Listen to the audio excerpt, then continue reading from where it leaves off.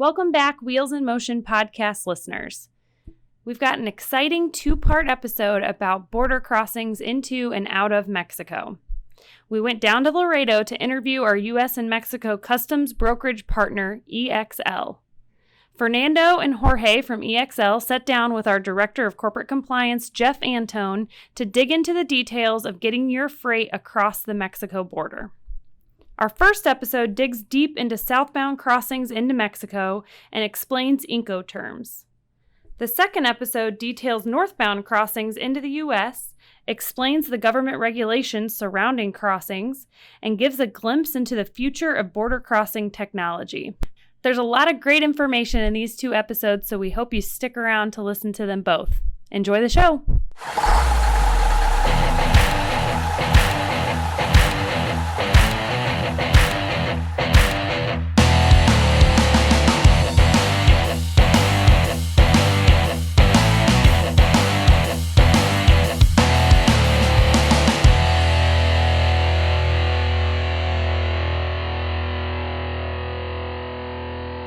Good morning. My name is Jeff Antone. I'm the Director of Corporate Compliance for Carter Logistics. And today we want to talk about border crossings into Mexico.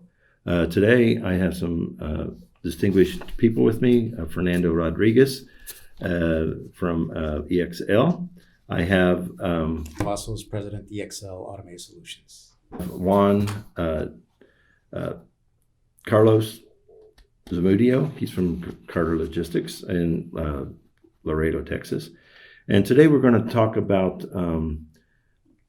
our customers and clients. They're wanting more information on how to enhance their supply chains in and out of Mexico. Sometimes the rules can be overwhelming, and we're hoping to alleviate some of the fears with this podcast. So let's start going into Mexico from the U.S. To have a smooth transaction with customs, what does a client need to do in order to prepare for border crossings into Mexico? Okay, well, this is Fernando Rodriguez. Good morning to everybody. Well, it's quite important for us as Mexican customs broker to have the specific information for us to be able to produce a customs document, and that's basically a commercial invoice. Now, Mexico has very specific rules of the particular data elements that are required to be included in that commercial invoice. That's Rule 3.1.7, and that stipulates the minimum data elements that an invoice must contain. Just to name a few, the fiscal address of the exporter, tax ID, let's say the product description. That cannot be a part number, but it has to be a full description. The unit value, the measurement, the unit of measurement, etc. So you have to make sure that that is not only a paper, but it has to contain those specific elements that the Mexican customs law requires. And that's basically what it pretends to the commercial invoice. Now, if we want to apply benefits like for example NAFTA, of course in advance, we must receive that information regularly. NAFTA will be issued as a blanket, and it will be issued at the beginning of the year and will cover the whole year. The NAFTA certificate will allow us to apply those benefits if the parts are basically from this country, and if we certify that particular product and the HTS assigned to it complies with that requirement. And going into Mexico, we have different import regimes. I can say maybe the two main import regimes are definite importations and temporary importations. On a definite importation, what it is that we have to pay duties in advance, and we have to apply whatever NAFTAs or whatever program that might as well apply to that. And according to the specific HTS or the specific classification number, we have to go back and check if there's other governmental agencies' requirements. Let's say, for example, nowadays it's very common to have steel products coming from different countries. In Mexico is very protective of steel industry, and some other agencies will apply particular requirements. So just to mention a few, we have to be careful upon having, let's say, for example, for steel products, just to mention that, we need to have the mill certificate, when we need to have some other documents that will allow us to know the specific contents of the steel, so for us to be able to classify that. It's important to know that Mexican government at the Customs Port of Entry, they have a specific devices in order to check the contents of those products. So if we miss to declare it properly, fines will apply, and of course the importation will be detained. So whatever we can do before attempting to even cross the border, it will be fantastic for us to have data in advance. So if you're leaving your shipment, or if you're releasing your shipment, let's say 24 to 48 hours in advance, get in contact with your custom broker and make sure that that you are providing every single document that the custom broker might as well need. It's sad to see that the shipments arrives to the border, and then we start digging for information, we start collecting data at that specific point in time, and that's a waste of time. So commercial invoices, NAFTA certificates, mill certificates for steel products, any other information that pertains to the product that might as well help us to classify the product under the Mexican HTS. That will be the most important things to do or to have. Now, the bill of lading, it's important for us to have it just to make sure. As you all know, Mexico Steel requires for us Mexican brokers to have entities within the United States to check contents of the cargo bay. I know it sounds very maybe old-fashioned, but that's the way the Mexican Customs operates up to now. I'm hoping that that a change will happen eventually, but up to now, the Mexican custom broker is completely responsible of the declaration along with the importer. So if we have, let's say, 10 pallets inside of the cargo bay, we must make sure that it's 10 pallets and it pertains to the product that we are describing on the commercial invoice. So those are the things we need to do in the U.S. side, and maybe you might as well, that's why we have so many customs broker within every single port of entry, and that's the reason why. So two things: information, data integrity is crucial, and of course, we still need to, check the products either inside of the cargo bay, or if we can do that, or we have to unload to make sure that we have we count that properly, and make sure that everything is accounted for. Okay. What about Incoterms? We hear a lot about them. Can you just briefly touch on Incoterms? Okay. Well, basically, the U.S. Suppliers would like to still own title of the goods within the United States, and then maybe the exchange point in which the transfer of the title is done within the United States. Why is that? Is because they would like to, if there's any discrepancy, they would like to apply to U.S. laws instead of the Mexican laws. So what we've seen a lot happening across the border is that the exchange of the title of the goods happens within the United States, either at the port of origin in this case, or at the point of delivery, which is Laredo, Texas in this case, or any port within the United States. So basically, that Incoterm is quite important for us to know, first of all, because if it's FCA, for example, the Incoterm is FCA, meaning that the client is taking title of the goods and is taking the goods from the point of origin, then we need to include those costs associated with that transportation from, let's say, from Indiana all the way to Laredo. Every single cost that was done to take that product down to Laredo, we need to know, so we can include that, because that's a taxable item that we need to include in our declaration in Mexico. So for us, Mexican customs brokers, knowing the Incoterm is basic. Is basic data. Or you want to mention something? Right. So it's important for that dutiable value calculation. If it's an Ex Works transaction, pick up at origin, let's say Dallas, Texas, or Indianapolis, Indiana.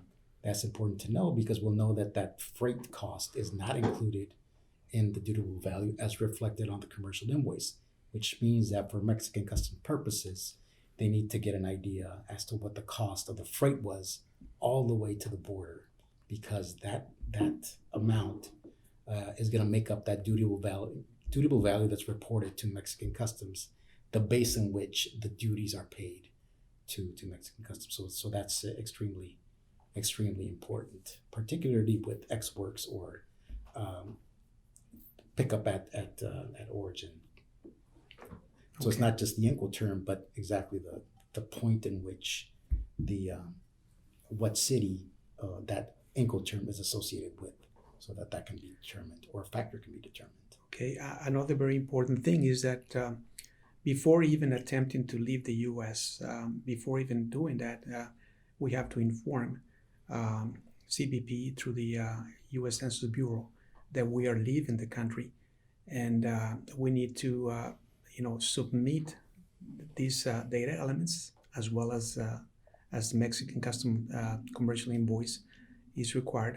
Those same data elements must be transmitted to the U.S. Census Bureau, and we must get an acknowledgement back stating that they have received that particular shipment leaving the U.S. And we have to include that particular acknowledgement number or that particular reference that given to us by the U.S. Census Bureau in our Mexican document. So there you know that since October of 2018, when the DODA was implemented, the Mexican Customs is requiring for us to include the ITN number, which is the reference number given to us by the U.S. Census Bureau on our Mexican document. And what is the meaning of all that, friends? The meaning of that is that we are, both governments are sharing data. So the integrity of the data that we're submitting to the U.S. must be in total compliance of what we're supplying to the Mexican Customs. So there you see that both governments are very aggressively looking forward to try to eradicate any potential money laundering or any potential fraud. So let's say, for example, that if I'm telling that I'm declaring to the U.S. Census Bureau that a particular tax ID is supplying these products, and I'm telling Mexican government that that particular tax ID is the one exporting these products, they must acknowledge that. They must confirm that that tax ID is totally valid. So pay attention to those data elements because that's crucial. That's important. Starting October 2018, the data is being shared by both governments, and they are checking. They are making sure that both declarations are totally equivalent, meaning that the data that was submitted to both countries are exactly the same. That's correct. That's a good point. Is that what's important to the customer base in the U.S. Is to acknowledge the fact that an automated export system, electronic export invoice or AES EEI transaction needs to be filed, and within that filing, the supplier, the shipper in the U.S. is the U.S.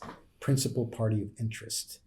So the U.S. principal party of interest, along with his tax identification number, is being associated to that import pedimento and the tax ID reported.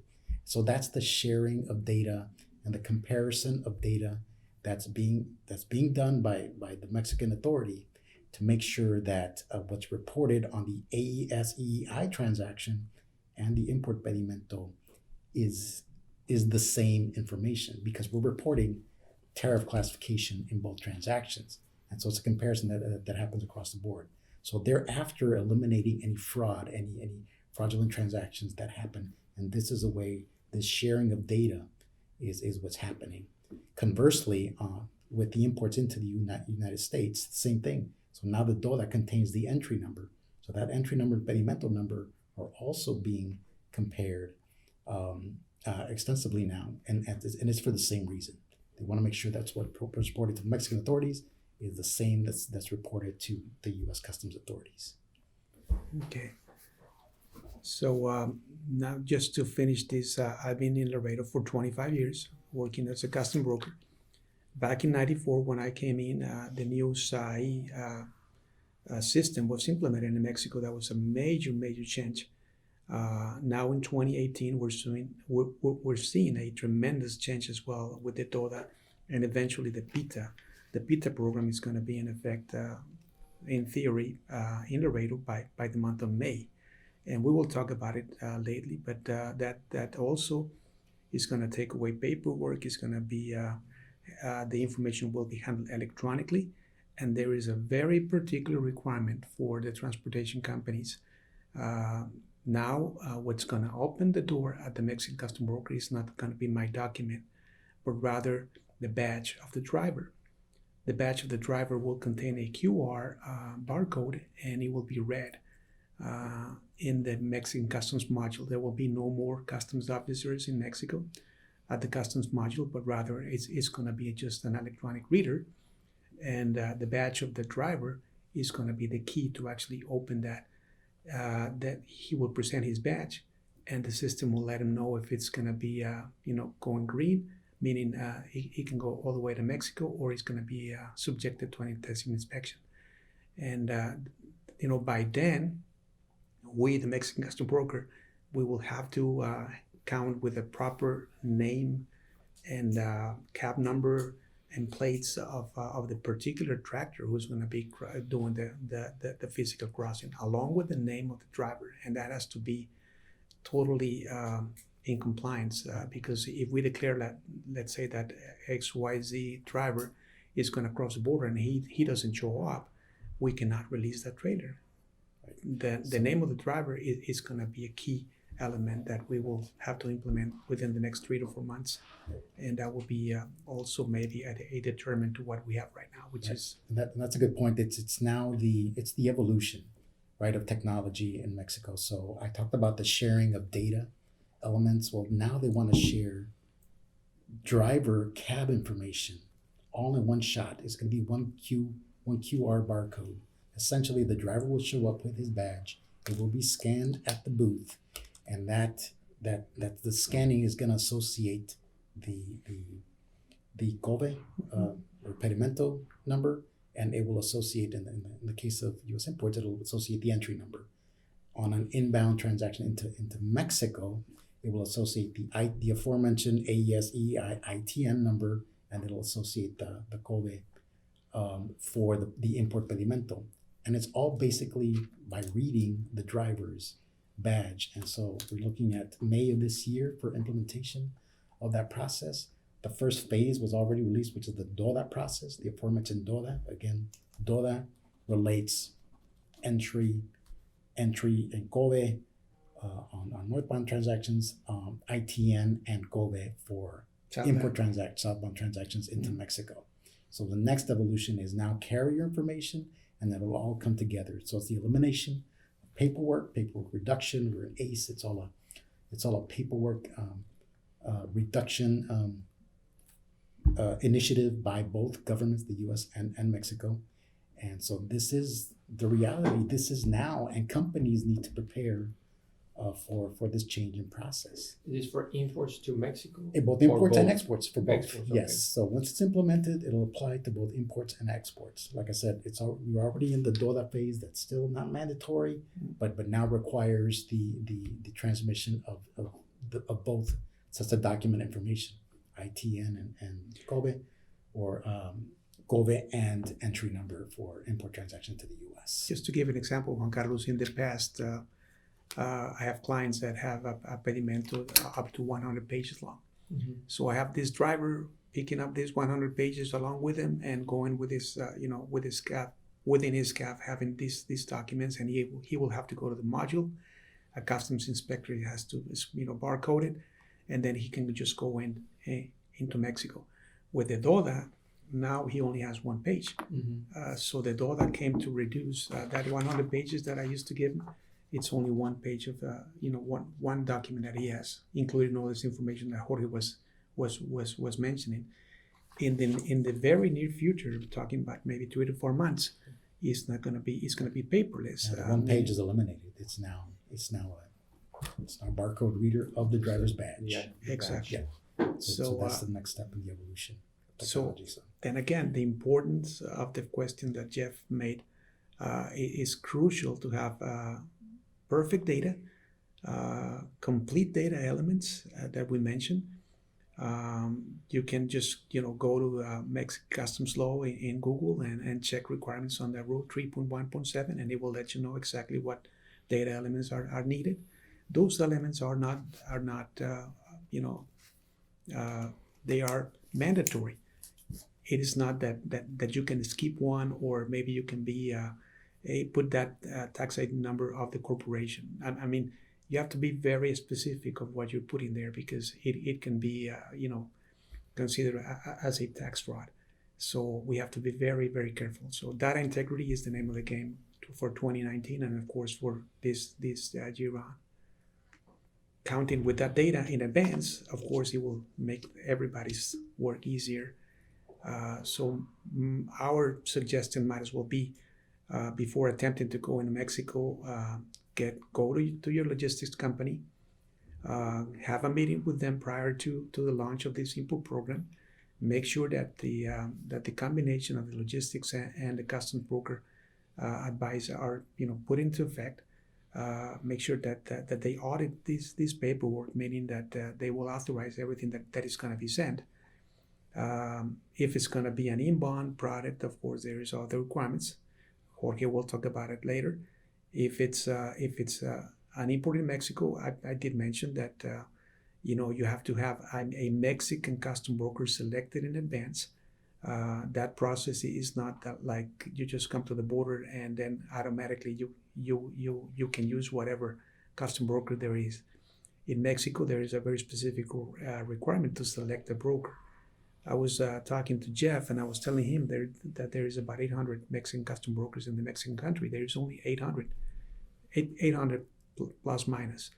So in order for you to select a broker, you have to go to a very specific process, and you have to go to SAT, which is Mexican IRS, and do a due diligence process, and select, and that will take up to maybe 48 to maybe 72 hours. So it is not as just coming to the border and having an automatic broker. That's one thing. Having the broker now, Jeff was asking me also about the ports of entry. Mexico has ports of entry per state. We have like 6 states bordering the United States. And within those Mexican states, we have different ports of entry.